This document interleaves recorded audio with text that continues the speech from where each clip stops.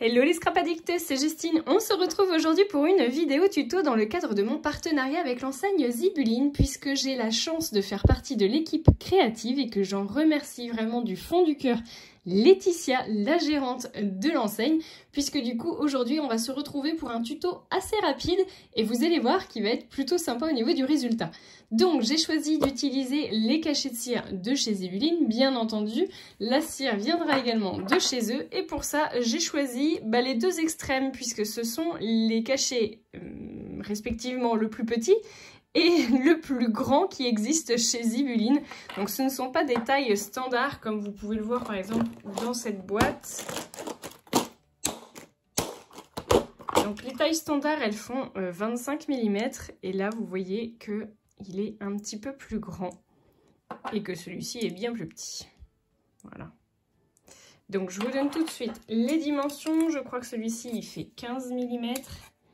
1,5, voilà, c'est ça. Et celui-ci, il doit faire 3.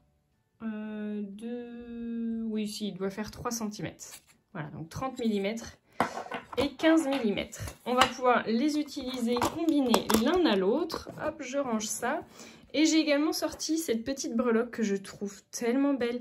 C'est une petite médaille. Honnêtement, elle mériterait même d'être montée sur un bijou. Enfin, oui, mettre une petite chaîne et en faire un petit pendentif parce que vraiment, je le trouve très très joli. Donc bon, là, elle va me servir très certainement dans cette création. Et j'ai choisi d'utiliser deux papiers. On retourne à mes premiers amours du craft. Et oui, messieurs, dames, vous n'êtes pas sortis de l'auberge. Et j'ai également choisi d'utiliser ce morceau de papier qui vient de chez Béatrice Garny. Voilà, donc qui est la collection Beautiful Day, si je me souviens bien. Donc je vais utiliser ce magnifique motif trop joli que je trouve superbe. Allez, c'est parti! Alors, vous ne devez pas encore le savoir, si vous avez regardé la miniature bien attentivement, vous devez le voir, mais je vais vous proposer une boîte très rapide à faire qui va être une boîte coulissante. Et on va tout de suite s'attaquer au socle, à la base, on va dire, de la boîte, puisqu'il sera en craft et que je viendrai faire le système de coulisses avec le papier fleuri de chez Béatrice Garny. Pour ça, on va venir prendre un premier morceau de papier de 10 cm par 13 cm. Bon, je vais tout simplement tout couper, ça sera bien plus simple. Hop, donc on a dit 10 par 13. Hop, voilà. Donc vous avez votre rectangle et là, ça va être très simple puisque vous allez venir me faire un pli sur chacune des extrémités à 1,5 cm. J'en fais un là. Je vais même en faire un deuxième, comme ça sera tout de suite fait. Donc là, j'en fais deux sur la longueur de 13 cm. Là, j'en fais un, toujours à 1,5. J'en refais un sur le bord, suivi d'un deuxième, donc à 3 cm. Puisqu'à chaque fois, vos plis font bien 1,5. Et enfin, le dernier à 1,5. Ce qui doit vous donner ceci. Alors, on est prêt pour la découpe? C'est parti! Alors, avec votre petit ciseau, vous allez venir me faire votre découpe. On va venir faire nos languettes dans ce morceau de papier-là.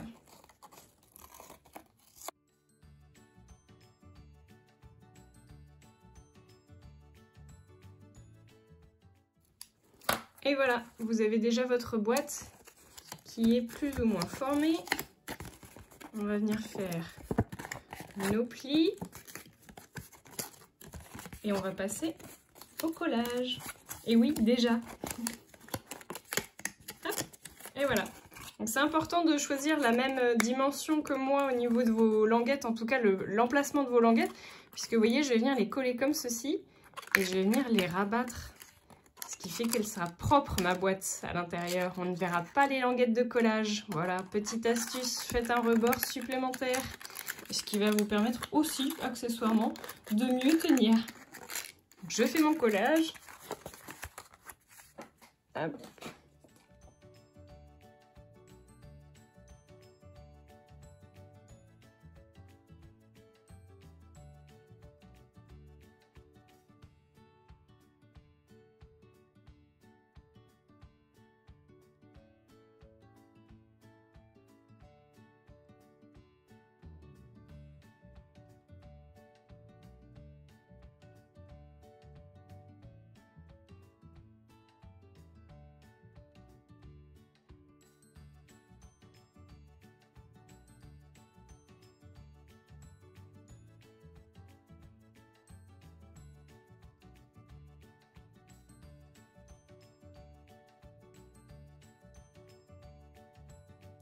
Pendant que ma boîte est en train de sécher, je vais venir faire la découpe de mon papier qui va me servir du coup à fermer cette fameuse boîte. Je vais venir prendre 7 cm par 19 cm. On va faire grosso modo, hop, pour pas couper l'ensemble.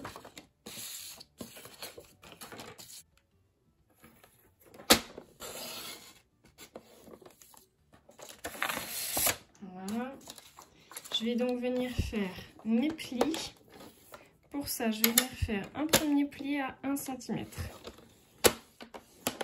Qui va être en fait ma languette de collage. Ensuite, je viens faire un autre pli à... eh bien, je vais utiliser 1,5 cm, 1,6. Donc, ça va m'emmener à 2,6.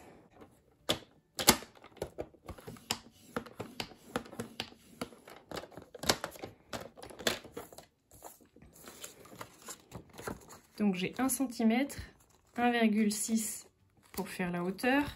Ensuite, je vais venir faire mon 7,1, ce qui va m'emmener ici à 9,7. Ensuite, je refais 1,6, ce qui m'emmène à 11,4.